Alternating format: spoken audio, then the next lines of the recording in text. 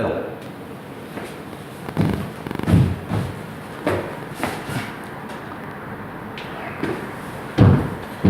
자, 이 시간에는 여러분들하고 단원평가는 다 풀려고 하지 말고 노트를 가지고 어떻게 풀어야 되냐면 집에 가서 단원평가는 노트에다 홀짝만 풀어봅니다.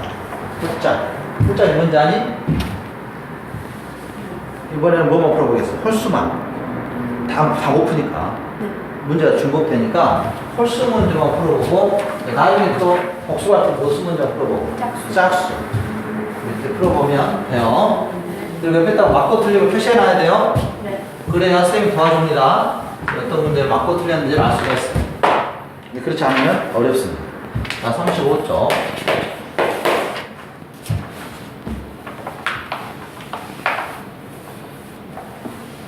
자, 36페이지 자산배분입니다. 이 투자관리 쪽은 증권 투자상 권유대행의 문제하고 정확하게 겹칩니다. 이쪽 공부할 때 난이도가 이쪽은 중 정도 돼요. 이쪽에서 이걸 잘 하게 되면 증권도 바로 합격이야. 그러니까 열심히 해야 되겠다. 여기 막 불타오르나요? 투지가? 이 정도에서 증투를 따는 겁니다. 증투는 대학교 3학년 때 예전에 땄는데 자산배분입니다. 자산배분이란 자산이라는 거니? 자산? 내가 갖고 그렇죠. 가지고 있는 돈 되는 거. 네. 돈이 되는 것을 다 자산이라고 해요. 본인 지금 자산이 뭐예요? 본인 자산. 응? 휴대폰 자산이야? 본인의 가장 큰 자산, 선생님 생각하기에는 학생이라는 겁니다. 그렇죠. 아직은 배울 수 있고 젊고 이게 큰 자산 아니겠어요? 그렇죠. 자, 자산입니다. 그래서 자산을 나누겠다 이겁니다. 자산을 본인이 가지고 있는 자산을 여기저기 나눠보는 게 자산 배분입니다. 자산 에셋이라고 해요. 에셋. 자산을 뭐라 한다고요? 에셋. 그래서 여러분들이 보면 회사 이름마다 에셋이 많이 들어가요. 그것은 자산과 관련된 회사입니다. 자, 기대 수익률과 이용 수익이 다양한 여러 자산 집단을 대상으로 투자 자금 배분하여 포트폴리오를 구성한 일련의 투자 과정이다 그런데요. 자, 포트폴리오라는 과정은 중요합니다. 포트폴리오가 뭐냐면 포트폴리오라는 뜻은 분산하다 뜻이에요. 분산 투자를 포트폴리오라고 합니다. 분산 투자를 뭘 한다고요? 폴리오. 그렇지, 포트폴리오라고 해요. 그래서 앞으로 분산 투자 이런 표현 나오면 지금 뭐 하고 있다? 포트폴리오라고 해요. 네. 포트폴리오라는 표현은 자주 쓸 겁니다. 포트폴리오는 근데 학교에서 포트폴리오는 그 분산 투자가 아니더라고요. 학교에서 나중에 포트폴리오 하는데 분산 투자 아니에요. 포트폴리오. 그다음 자산 배분의 필요성이 있고요. 마코이치라는 사람이 아주 유명한 논문을 만들었죠. 50년대. 그다음 수익률에 영향을 주는 요인이 여러 가지가 있겠죠. 그것을 나눠보겠다 이겁니다. 그다음 자산 배분의 중요성이 높아지는 이유 하나 별표 칩니다. 시험에 출제하면 이거 출제합니다. 자산 배분이 왜 중요하냐? 투자 대상의 자산금이 증가합니다. 투자 대상이 많아졌어. 그래서 어디에 투자할지 모르니까 자산 배분을 해보겠다 이겁니다. 소비에도 투자하고, 채권에 투자하고, 주식에도 투자하고, 파생상품에 투자하고 이런 다양한 자산에 투자하겠다. 투자 대상군의 증가. 그다음 투자 위험에 대한 관리의 필요성입니다. 리스크는 관리를 해야 되겠죠? 위험을 리스크라고 해요. 다시 한번 위험을 뭘 한다고요? 그래, 리스크를 관리해야 돼요. 이게 필요해졌기 때문에 자산의 배분 중요성이 높아지고 있다. 본인도 지금 위험을 줄이기 위해서 이 자리에 있어요. 어떤 위험이냐? 취업에 대한 위험. 취업에 대한 위험이 여러 가지 있겠지만 그 중에 하나 전문 자격증을 취득하면 취업 유리하니까 이 자리에 와 있다고 보시면 돼요. 의지가 높죠? 이 의지를 2년 동안 버텨야 되는데 뭐가 많아서? 사춘기. 사춘기 언제 왔어요? 사춘기 오면 안 됩니다. 사춘기. 그 다음에 투자 수익률 결정에 자산 배분 효과가 절대적인 영향을 미친다는 인식이 확장됐다. 수익률에는 자산 배분 중요하더라 이겁니다. 어디에다 투자했느냐에 따라서 수익률이 완전히 달라지니까. 이해 가죠? 우리가 채권에 투자했을 때 수익률과 원유에 투자했을 때 수익률이 달라지겠죠. 또 부동산에 투자했을 때 수익률이 달라진다. 이런 인식들이 많이 높아져 있기 때문에 자산 배분이 중요하다 이겁니다. 다양한 자산이 승부화되고 있다 이렇게 보시면 되겠고요. 자산 배분의 중요성 문제 한번 풀어봅니다. 자, 이런 문제는 뭐 출제 확률이 떨어지는데 출제가 되면 기본 문제입니다. 한번 풀어보세요.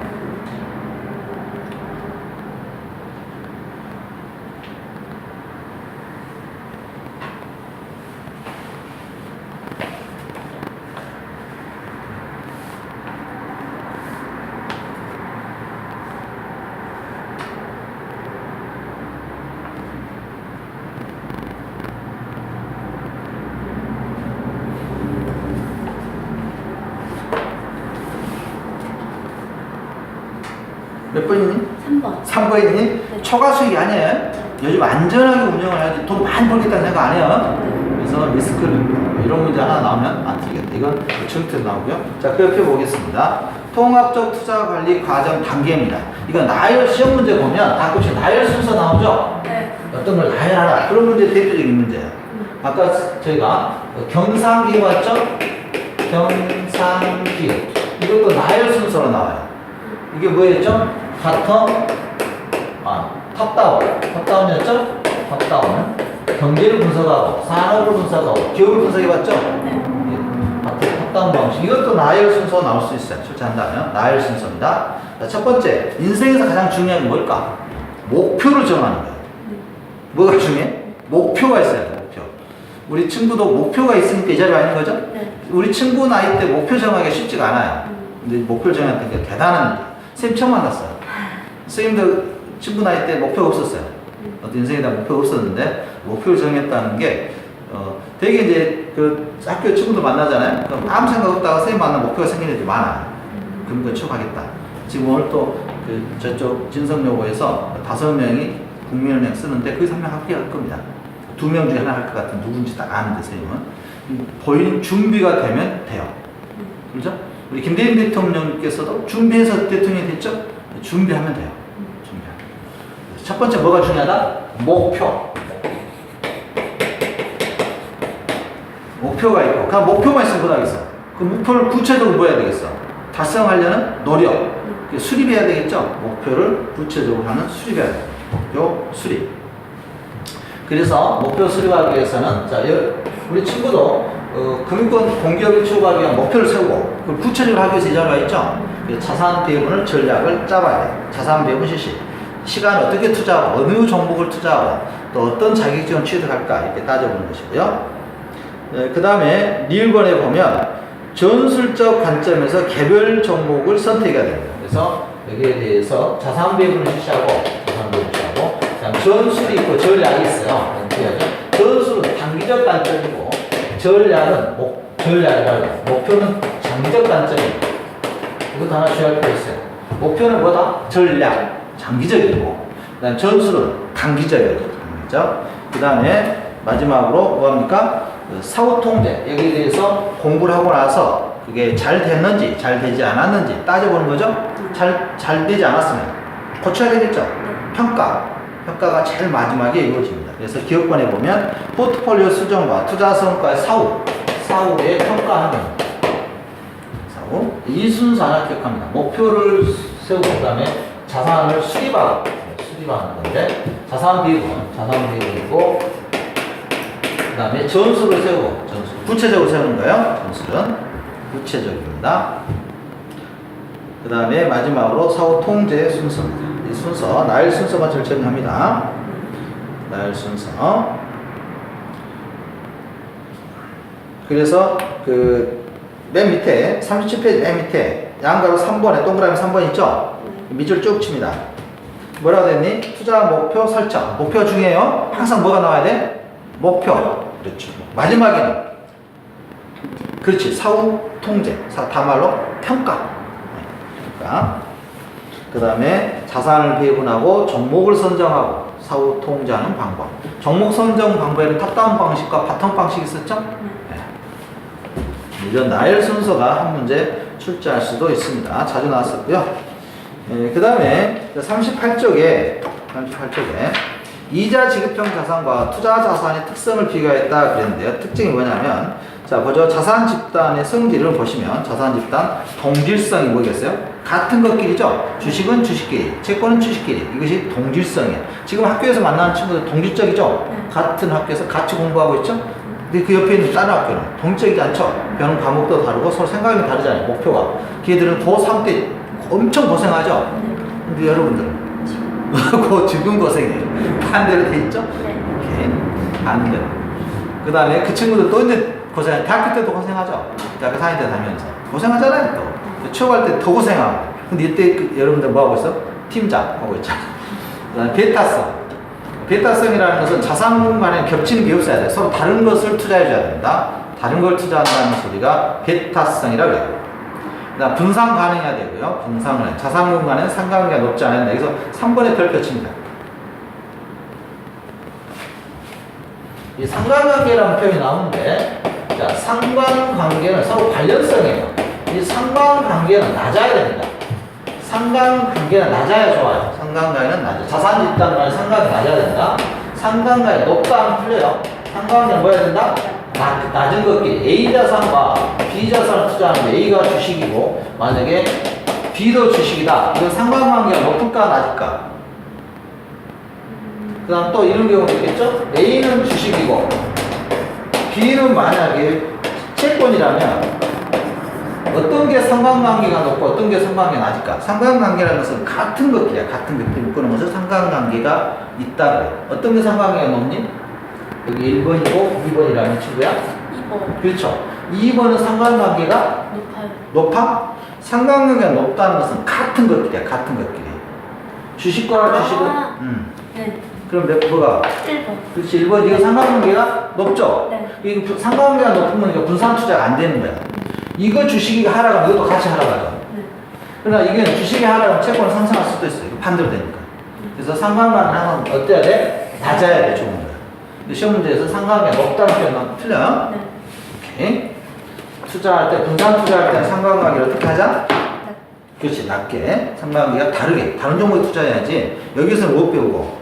금융자격증 배우고 학교에서 무슨 자격증 배우고 회계자격증 배우고 이게 뭐야? 상관관계가 낮은 거야.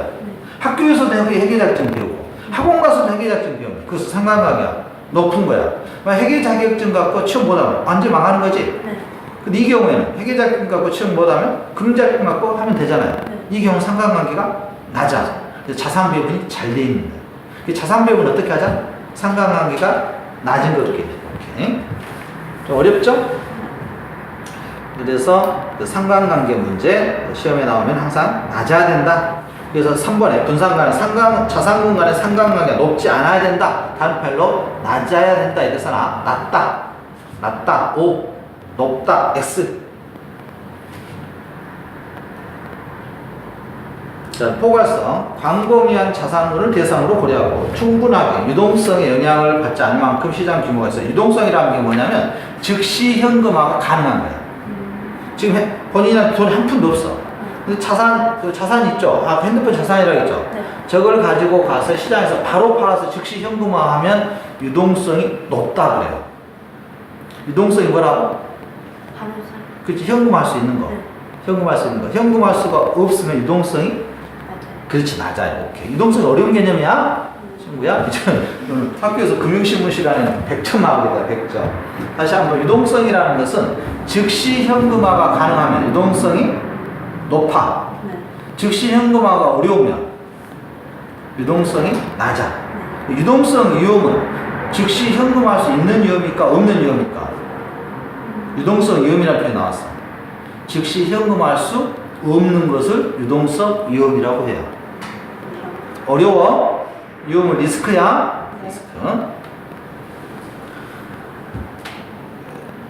그 다음에 자산 집단의 구분입니다. 자산 집단, 투자 자산과 이자 지급형 자산이 있는데 이 투자 자산은 주식을 생각하면 돼. 주식.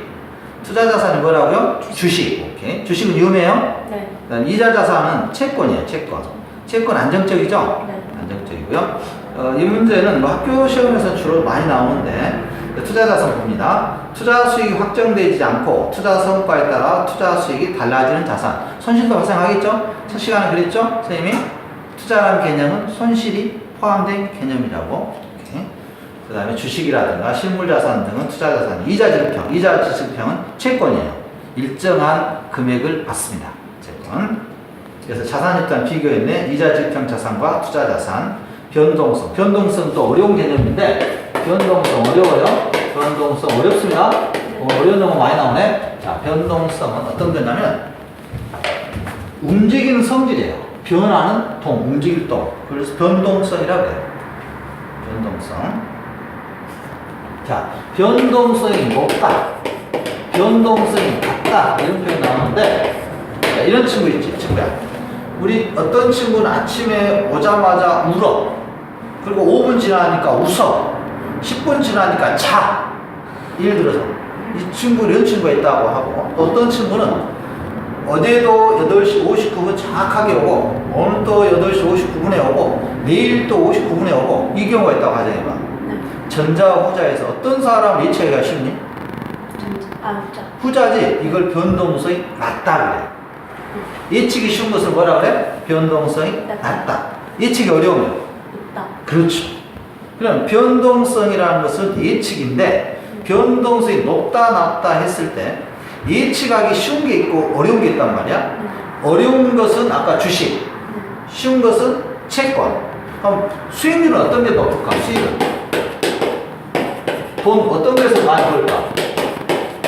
돈은 맞아. 변동성이 높으면 수익률은 높을까 낮을까? 높죠. 변동성이 낮으면 수익률은 맞아요. 낮아. 그래서 채권은 수익률이 낮은 거야. 채권 금리가 1%, 2% 이러죠? 그러나 주식은 뭐 돈 엄청 벌 수도 있지만 망할 수도 있잖아요. 네. 이게 뭐야? 변동성이 높아서 그래요. 이해가요? 네. 자, 좀 어려운 개념. 어려운 용어 많이 나오네. 투자론 쪽이기 때문에 그런가 봐요. 이 파트는 증투에서 나오는 문제들로 다 구성되어 있어요. 여기만 잘 갖고 가면 증투 이제 합격이야. 그들 학원 안 다녀도 돼. 네? 학교에서 수업 받으시면, 학교에서는 안 배우겠지만 혼자 하셔도 됩니다. 자, 이자 지급형 자산과 투자 자산. 자, 그래서 있는데, 인플레이션. 인플레이션이 뭐냐면, 인플레이션은 돈의 가치가 하락한 거예요. 우리 친구도 어렸을 때 많은 바, 지금 많은 느낌 어때? 다르죠? 이게 인플레이션. 다 그 금방 안 해. 그래서 이자 같은, 채권 같은 경우는 인플레이션이 낮아요. 채권의 가치가, 돈 가치가 없어져. 근데 주식에 투자하면 주식 변동성이 높기 때문에 인플레이션 해지를 해. 방어를 한다. 실무자산이 올라가기 때문에 좀 어려운 용어예요. 단번에 알 수는 없을 겁니다. 경기는, 이자 지급은 경기가 안 좋을 때 채권에 투자해요. 경기가 좋으면 어디다 투자할까? 주식에. 오케이? 그래서 좀 어렵죠? 3번의 비교 자산. 이 문제 나오면 공부를 좀 해야 될 거예요. 그래서 3번 문제 한번 같이 풀어볼까요? 이자 지급형 자산과 투자 자산의 특성을 비교했네. 그래, 틀린 거 찾네요. 변동성. 누가 예측하기 어렵죠? 투자. 그렇지, 투자 자산. 그래서 변동성이 높다 되어 있고요. 오케이. 그다음 인플레이션. 이자 지급형 인플레이션 보상이 높다겠어요? 돈의 가치가 하락하면 끝이에요. 그러나 투자 자산 인플레이션을 보상받습니다. 같이 올라가니까. 그래서 2번이 틀렸네. 이자 지급형은 투자 기간이 단기고 투자 자산은 장기다 이렇게 되어 있고요. 그 다음에 경기 상황, 이자 지급형은 경기가 안 좋을 때 투자하고요. 그 다음에 투자 자산은 경기가 좋을 때 투자합니다. 주식 투자는. 그 다음에 그 옆에 보면 벤치마크가 있는데, 이 벤치마크는 시험 예문에 나올 겁니다. 벤치마크는 비교 대상이에요. 비교 대상. 벤치마크가 뭐라고? 비교 대상. 비교할 수 있는 대상이 있어요. 집에서 누구한테 비교하니? 비교할 사람 없겠는데? 없죠? 오빠하고 비교하니? 그러니까 오빠가 누구야? 벤치마크야. 누구 입장에서? 엄마 아빠 입장에서. 엄마 아빠 입장에서 오빠하고 우리 친구를 비교하죠? 그럼 엄마 아빠 입장에서는 친구의 비교 대상이 누구라고? 오빠예요, 오빠. 오빠가 뭐야? 벤치마크. 이제 우리 친구하고 비교하겠다. 2년만 지나면. 친구는 그러면 공기업에 취업하고. 오빠는, 있으면 오빠가 오빠한테 그러겠지? 동생 좀 닮아라, 동생 좀 닮아라. 그러겠죠? 그래서 벤치마크. 벤치마크는 뭐라고? 비교 대상이야.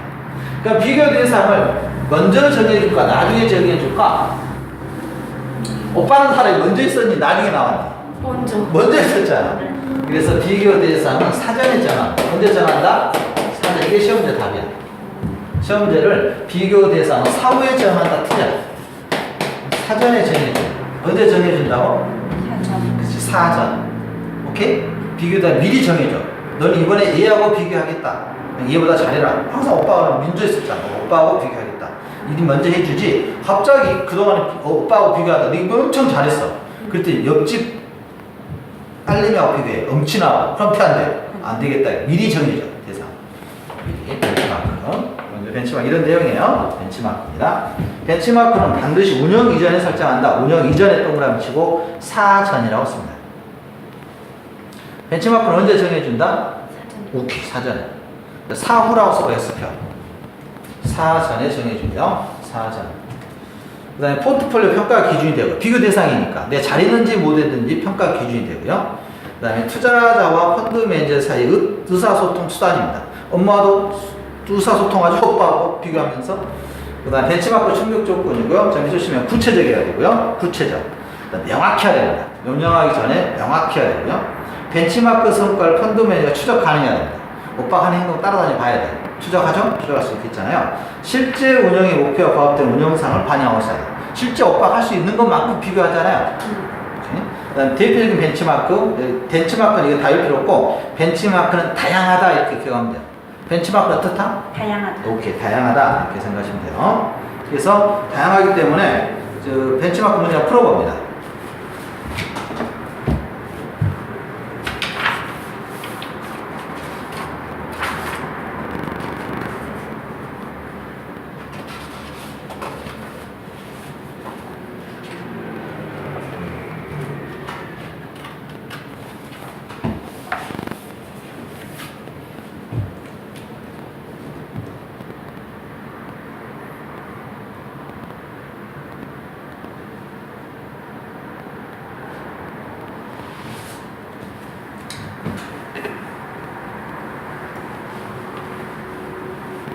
몇 번이니? 4번. 그렇지, 4번. 다양하다겠지? 네. 다양한데 이것만 사용할 수 없다 했으니까 틀렸어요. 벤치마크는 다양하게 사용할 수 있습니다. 여러 가지 대상으로. 4번 좀 어려운 문제고요. 자, 그 다음에 자 40쪽에 기대 수익률과 위험이라 돼 있죠. 이거 한 별표 3개 쳐줍니다. 시험에 영어에 나오는데 중태도 똑같이 나와요. 시험 문제가. 그래서 이 문제는 같이 가야 돼요. 다른 것은 한두 번 읽어보면 되는데 이거 좀 공부를 해야 돼요. 자, 기대 수익률 추정 방법입니다. 기대 수익률과 위험이라 되어 있는데, 자, 자산 집단의 투자 가치는 기대 수익과 위험을 고려해 평가하는데, 기대 수익이 뭐니? 기대 수익. 기대가 뭐야? 이렇게 기대는 거야? 같이 보냈다. 그 기대 아니야? 기대는 뭐야? 방금 말한 것이 맞는데? 기대가 뭐죠? 방금 말했잖아. 뭐라 했어, 쌤한테? 기대. 그래, 기대하는 거야. 근데 기대하는데 뭘 기대해, 이제 여기서는? 수익. 그래서 기대 수익이라고 하고 있잖아요. 우리 친구도 엄마 아빠가 이 과정을 공부하면서 기대하고 있죠. 뭐 할 걸로? 합격. 그렇지. 기대할 걸로 합격. 그래서 나중에 뭐 할 걸로 또? 기대하는 것은 추억. 오케이? 이게 기대한다는 것인데 여기서 뭘 기대한다? 수익. 근데 수익에는 위험이 따릅니다. 투자에는 뭐가 따른다? 위험. 수익이 높으면, 기대하는 수익이 높으면 위험도 어떨걸? 높아요. 높지. 기대하는 수익이 낮으면 위험도 낮죠. 위험도 낮죠. 그래서 엄마가 아빠가 본인한테 학교 전국 1등 하기를 기대한다면 공부로 그리고 실망도 크죠. 크죠. 기대한 만큼 위험도 크니까. 네. 반대로 친구가 아주 공부를 안 해보기를 기대한다면 실망할 것도 없죠. 이렇게. 그래서 위험과 수익은 서로 이렇게 반비례하는 거예요. 위험이 커지면 클수록 수익도 커지고 아주 비례하는 거예요. 네. 위험이 커지면 수익도 커지고 위험이 낮으면 수익도 네. 작아지고. 이렇게. 이 기대 수익률 추정 방법 이게 시험에 나와. 밑줄 치고 별표 칩니다. 추세 분석법 일단 밑줄 쳐. 추세 분석법은 추세라는 것은 과거의 형태를 분석해서 미래를 예측하는 거예요. 과거에 이랬으니까 이럴 것이다. 이게 추세 분석법이에요. 과거 장기간 수익률을 분석하여 미래 수익률을 사용한다. 그런데 이게 경제 구조가 변하는 경우는 안 되겠죠. 예전에 농업할 때는 벼농사가 수익 보니까 괜찮았어. 근데 지금 농사 안 짓잖아. 그래. 근데 본인도 이 추세 분석고 하면 지금까지 공부 안 했는데 앞으로도 공부 안 할 거다 그러면 기분 좋아 안 좋아? 가서 뺨 때려버려. 지금 공부하고 있는 거. 맞죠? 이 추세 분석법 이런 한계가 있다 이거예요. 추세 분석법은 과거만 보고 있다. 이거는 밑줄칩니다. 추세 분석법 밑줄 과거가 동그라미. 그다음 시나리오 분석법이야. 자, 시나리오 분석법은 단순하게 과거 수익률을 사용하지 않고 여러 가지 경제 변수의 상관관계를 고려하여, 아까 상관관계 맞죠? 상관관계를 고려하여 시뮬레이션 함으로써 수익률을 측정한다. 시뮬레이션 밑줄칩니다. 시나리오 분석법은 이거예요. 시나리오 분석법은 어렵잖아.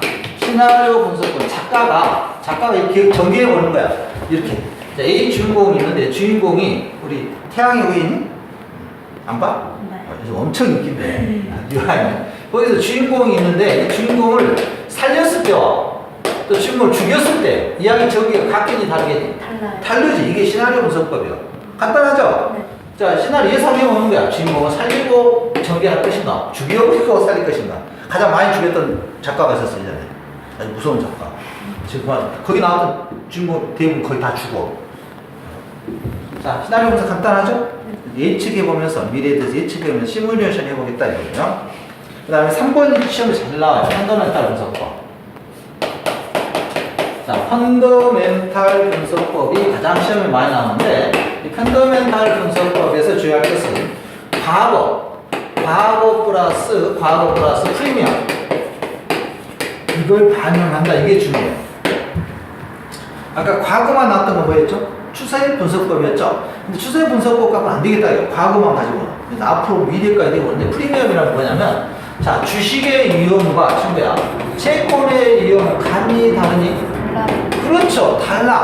다르니까 채권의 위험과 주식의 위험은 다르니까 주식에 투자할 때는 프리미엄을 더 주고 그 다음에 채권에 투자할 때는 프리미엄을 좀 적게 주겠다. 이게 펀더멘탈 분석법이에요. 본인이 금융 자격증 이 공부를 하는 것과 아니면 다른 공부를 할 때 어떤 게 더 어려워? 이게 더 어렵죠? 네. 그럼 여기는 더 많은 가치를 줘야 된다 이거죠. 그러니까 자격증 취업하면 취득하면 취업하는 거죠. 다른 거 안 되죠. ITQ 이런 것은. 이게 가진 펀더멘탈 분석법? 네. 오케이. 시험에 나올 거고요. 그래서 과거의 자료를 바탕으로 하되 미래 발생 상황에 대한 기대치를 추가하여 수익률을 예측한다. 그래서 미래 발생 상황에 대한 기대치에다가 프리미엄이라고 적습니다. 프리미엄.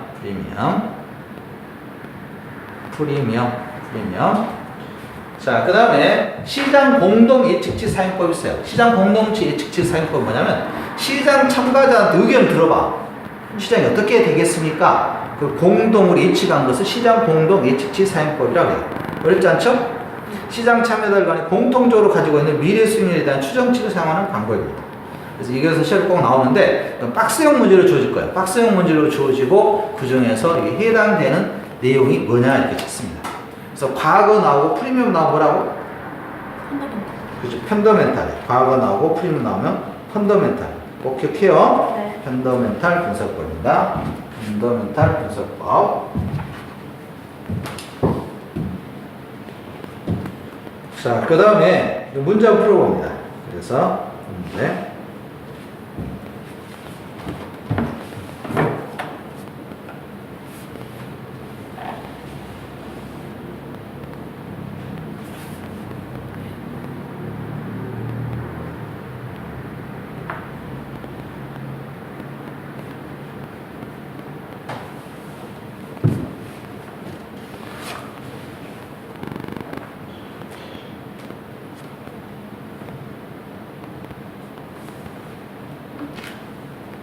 뭐니?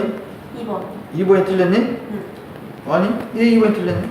투자 분석법이었는데. 틀린 거 찾고 있는데? 아.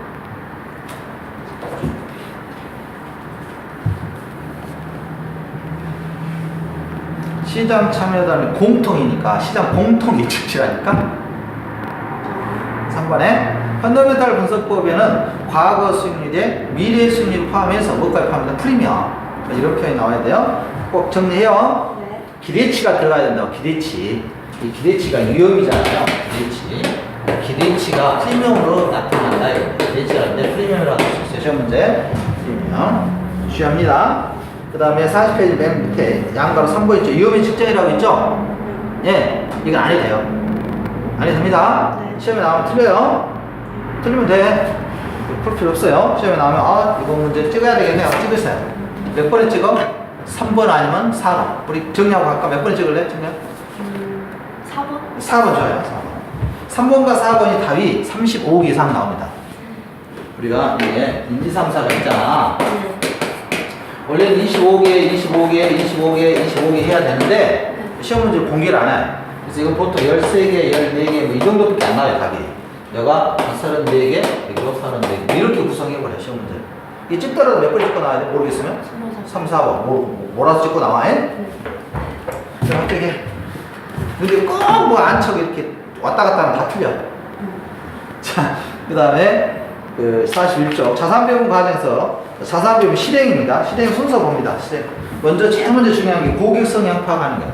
제일 먼저 중요한 게 뭐라고요? 고객 성향. 그렇죠. 고객 성향을 파악하는 것이고 고객의 특성을 파악하여 투자 정책을 수립하는 단계죠. 두 번째가 시장 자본시장을 예측하는 거예요. 시장이 지금 상승하느냐 하락하느냐 예측하는 것이고요. 그 다음에 세 번째가 최적 자산 비율 및 수정입니다. 최적 자산 비율 및 수정인데 이게 참 어려워요. 자, 투자 전략 기준 선택에서 소극적으로 할 것이냐 적극적으로 할 것이냐 정하고 자산 배분 모델을 선정하는데 마코이츠의 평균 분산 모델과 블랙 리터만의 자산 배분 모델이 있어요. 마코이츠 평균 분산 모델 밑줄 칩니다. 밑줄 치고 블랙 리터만의 자산 배분 모델 블랙 리터만 밑줄 칩니다. 이거 시험 문제 나오면 어려운데 펀드에서는 안 나와. 펀드에서는 어렵게 안 나오고 만약 블랙 리터만이 나오면 밑줄 쳤니? 네. 거기에다가 몰라도록 했습니다. 몰라도 돼. 블랙 리터만. 이게 답이야. 자, 블랙 리터만 뭐라 나온다고? 몰라도 된다니까? 시험 문제가 엄청 길게 나와도 필요 없어. 다음 중 블랙 리터만에 대한 이론이다. 시험에 나와서 몰라도 돼요. 몰라도. 근데 시험 문제에서 뭐라 나올 것 같아? 몰라도 반대가 뭐야? 그건 알아보지. 알아야 이렇게 나온다고. 틀렸다고. 응? 블랙 리터만 뭐냐면 정보를 자산 배분하게 되려면 정보를 몰라도 자산 배분이 가능하다고 주장했던 학자고, 그 다음에 그 방금 같은 게 마코이치는 정보를 알아야 자산 배분이 가능하다고 주장했던 학자야. 그러니까 시험 문제 나오면 이거 나와. 이게 블랙 리터만 정보를 뭐해도 몰라도 뭐 할 수 있다? 자산 배분을 실행할 수 있다. 이거. 자산을 나눌 수 있다. 이런 정보를 몰라도. 근데 정보를 알아야만 하겠다는 사람 누구야? 마코이치. 어려워. 처음 들어보잖아. 사람 태어나서. 내 앞으로 자주 들어볼 거야. 자, 그래서 블랙 시커하죠? 네. 그러니까 안에 들어있는 거 알아, 몰라? 몰라요. 그렇지, 몰라. 그래서 몰라도야. 응? 답 이렇게 나온다? 네. 시험에서 몰라도 뭘 바꿔놔? 알아야. 응? 아야, 아프지? 이게 틀리면 아파. 블랙리터만은 몰라도. 섬 하나 이름이 몰라도라 써요. 블랙, 시커먼 거 모르잖아. 이게 난 좀 어렵습니다. 그 다음에 3번에 전략 배분 전략 수정이라고 되어 있죠. 네. 리밸런싱 밑줄, 업그레이딩 밑줄. 이것도 시험에 자주 나오는 건데 해설이 좀 없네. 뒤에 있다. 42쪽에 리밸런싱이라고 있으니까 밑줄 치고 별표. 중태도 똑같이 나와. 그 다음에 업그레이딩에도 밑줄 치고 별표. 자, 어렸을 때 혹시 누가 이렇게 해준 거 이렇게 다닌 적 있니? 뭐 했어 이렇게? 얘기 이렇게. 얘기 뒤에 또 뭐예요? 어버요. 그렇죠, 어버. 오케이. 네. 업구라는 표현이 나와. 리비업구. 자, 리비업구라고 따라서 해봅니다. 리비업구. 리비업구. 응? 어버. 그래서 업그레이드는 구성을 바꾼 거야. 구성을. 그 다음에 리밸런싱은 비율을 바꿔. 이거 두 개 시험 바꿔놔. 이렇게. 그래서 리비업구라고 하나 적어놔요. 42쪽에. 리밸런싱에 밑줄 치고, 업그레이딩에 밑줄 치고, 리밸런싱엔 상황 변화가 있을 경우 자산 포트폴리오가 갖는 원래의 특성을 그대로 유지하는 것으로 주로 자산 집단 간의 상대가격 변동에 따른 투자 비율의 동그라미입니다. 비율을 원래대로 환원시키는 것을 리밸런싱이라고 그래요. 리밸런싱. 그 다음 업그레이딩이 뭐냐? 위험에 비해 상대적으로 높은 기대 수익을 얻고자 하거나 기대 수익에 비해 상대적으로 낮은 위험을 부담하도록 포트폴리오 구성을 수행한다. 구성의 동그라미. 구성. 리비업구야. 뭐라고? 그 다음 리밸런싱은 뭐냐? 이거야. 간단해. 리밸런싱. 자, 본인한테 지금 얼마 있으면 좋겠니? 행복하겠니? 얼마? 1억? 10억? 100억? 1조. 1조야. 너 많은데? 그래, 1조 가지고 1조 벌어라. 1조 벌어? 벌으면 되지. 네. 지금 생각하는 건 이루어집니다. 네. 이루어질 거야? 1조 벌 거야? 네. 1조 벌어서 뭐 할 거니? 만난 거 사먹. 1조 갖고 맛있는 거 다 전세계 있는 거 다 사먹겠다. 그렇게 하세요. 1조 대단하다. 1조 가지고 맛나는 거 사먹는답니다. 꿈을 이루시기 바랍니다. 네. 1조 벌어서 만나면 와 얼마나 사먹을까? 대단하다. 만난 거 사 드세요. 이겁니다. 1조를 비율을. 자, 이 중에서 5천억은 주식에 투자했고 5천억은 채권에 투자했어요. 이해가니? 네. 그래서 50% 이렇게 투자했다고. 50%. 그런데 시간이 지나서 보니까 주식에 투자했다는 것이 1조가 됐어요. 1조. 상승했고, 그다음에 채권에 투자하는 것은 그렇게 많이 안 올라요. 조금 올랐어요. 예를 들어서 5천억, 5,500억 정도 됐다 가정할까? 응? 네. 자, 이렇게. 자, 이렇게 지켜보니까 이제는 1조와 5,500억이 5대5가 되냐 안 되니? 안 되죠. 네. 그래서 어떻게 해야 되겠어? 여기서 1조를 덜어서 이쪽에 넣어줘야지. 그럼 1조 5,500인가 둘로 나눠. 그러면 얼마씩 1조 5천 1, 5니까 얼마야? 2로 나눠봐. 복잡해졌지? 벌써 1조 못 벌겠는데? 그래서 둘이 나누면 돼. 어? 그래서 다시 5대 5로 하는 거야. 1조 5천이면 8천억은 안 되겠고 7천억, 7천 몇억 되겠다. 네. 대충 계산 쉽게 6천억이다 하자. 미안해. 1조 6천억이죠? 네. 그럼 여기다 얼마? 이제 이거 계산해야지. 8천억. 여기다 8천억. 그럼 50 됐죠? 네. 이게 무슨 전략? 리밸런싱 전략. 간단하죠? 그럼 반대로 해볼까? 그 다음에 봤더니 이제 그만해도 되겠지? 그래서 비율을 계속 맞춰가는 전략을 뭐라 한다고? 리밸런싱 전략이라고 해요. 리밸런싱. 비율만 맞춰가. 네. 그 금액에. 그 다음에 이 업그레이드는 컴퓨터 사용 안 되니까 뭐하니? 업그레이드. 업그레이드 하잖아. 네. 마찬가지야. 이때는 비율을 조정시켜. 주식에 따른 40%, 그다음 채권에 60% 이렇게 하겠다. 이걸 아예 자체를 바꿔보는 게 뭐라고? 업그레이드. 맞죠? 컴퓨터 사용 안 되니까 업그레이드 시키죠? 이 시험 꼭 나와. 잘 정리해야 돼. 립이 뭐라고? 립이 뭐라고? 리뷰? 없고. 아, 리뷰. 립이 없고. 그럼 7번 문제 풀어봐요. 7번 문제.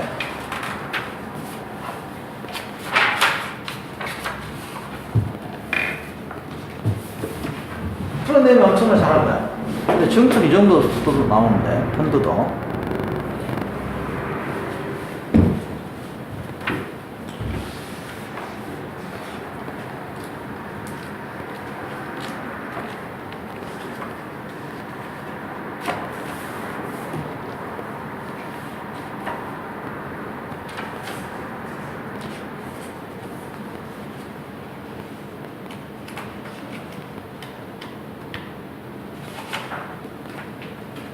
몇 번이니? 풀고 있어요. 풀고 있어? 그래. 그렇게 당당하게 이야기할 줄 알아야지.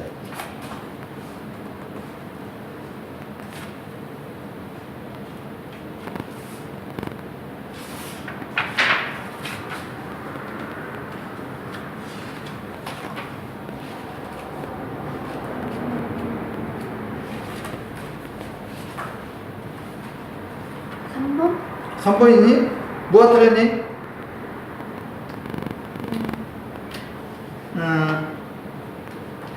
한 번에 뭐가 틀렸을까? 한번 틀리게 틀렸는데.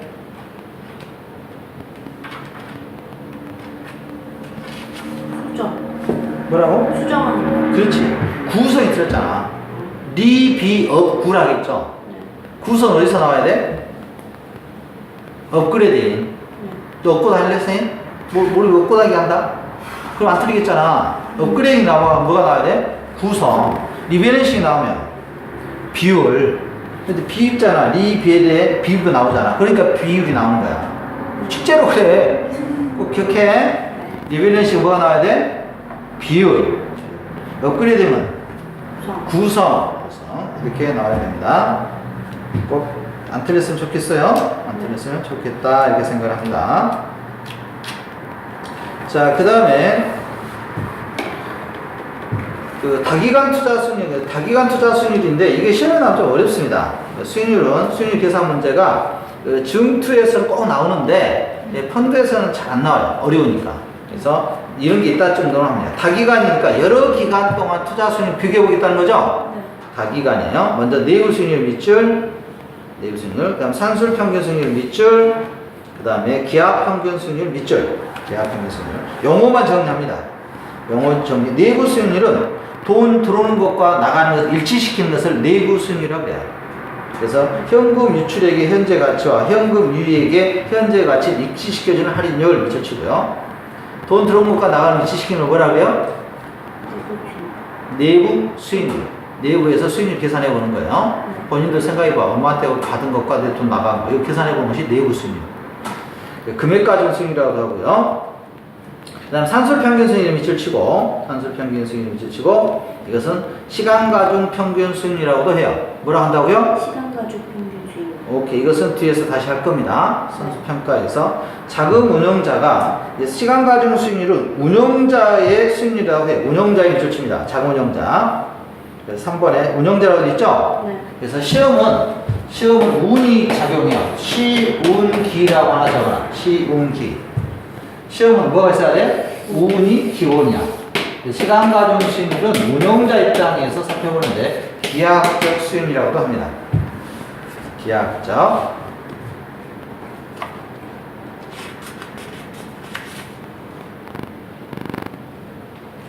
그 다음에 3번에 기하평균 수익률에 밑줄 치고 중도 현금 흐름이 재투자 밑줄 칩니다. 재투자. 기하평균 수익률은 재투자라고 나오는데, 자, 기하평균 수익률 재투자라는 개념이 뭐냐면 이거야. 지금 안 배웠는데 좀 어렵습니다. 이건 이표체라는 게 있어요. 이표체. 이표체는 배울 거예요. 이표체가 있는데 이 이표체는 중간중간 이자 있죠. 만기 전까지. 중간 이자를 받아서 어떻게 하겠니? 다시 투자해. 이게 재투자예요. 그래서 중간중간 이자를 받아서 투자한다 해서 현금 흐름이 발생한다 이런 표현 쓰는 거예요. 뭐가 발생한다? 그래서 현금 흐름이 발생한다 이렇게 쓴 거예요. 그래서 재투자, 기하평균 수익률은 현금 흐름이 재투자된다 그럼 밑줄 쳐놓고 용어 정리인데 한 번에는 안 될걸? 한 번에는 안 될 거고요. 그래서 8번 문제 풀어볼 수 있으면 풀어볼 쓸래?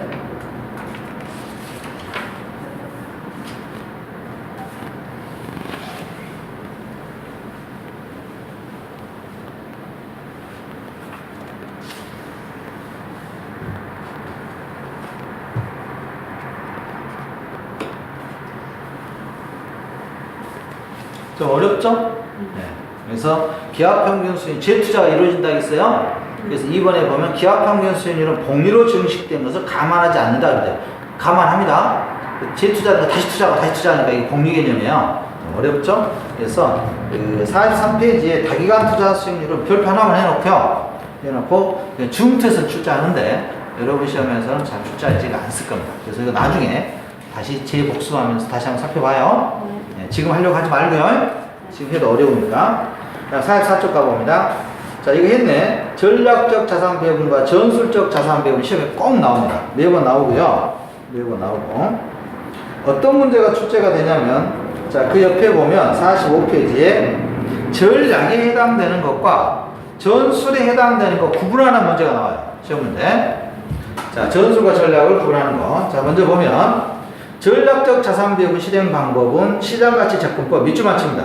그 뒤에 내용 알 필요 없어요. 시장가치 접근법은 전략이다. 위험수익 최적화 방법은 어디다? 전략이다. 투자자별 특수 상황을 고려하는 방법도 어디다? 전략이다. 다른 유사한 기관 투자가 자산 배분 모방이 이게 벤치마킹이에요.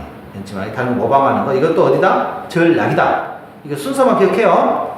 어디에 속하는지 외우셔야 돼. 근데 우리가 주로 많이 나오는 게 전술만 외우시면 돼요. 전술. 둘째 하나는 확실히 외우자고. 우리 뭘 외우자고? 전술. 전술적 자산 배분 실행 공간은 가치평가 모형 밑줄, 기술적 분석 밑줄, 포뮬러 플레이, 특히 포뮬러 플레이는 반대로 투자하는 겁니다. 반대로. 청기구리 투자야. 반대로. 주식이 상승하는 종목은 팔고, 하락하는 종목을 사는 거. 이게 포뮬러 플레이예요. 그래서 이런 어디에 해당되는 것만 시험에 나와. 그래서 그 10번 문제 좀 풀어봐요. 그 10번 문제 정답 맞으면 더 잘한 거고, 이런 유형으로 나온다고 저 보는 거야. 이렇게 나옵니다. 10번 문제는. 지금 풀어내면 대단한 거고요.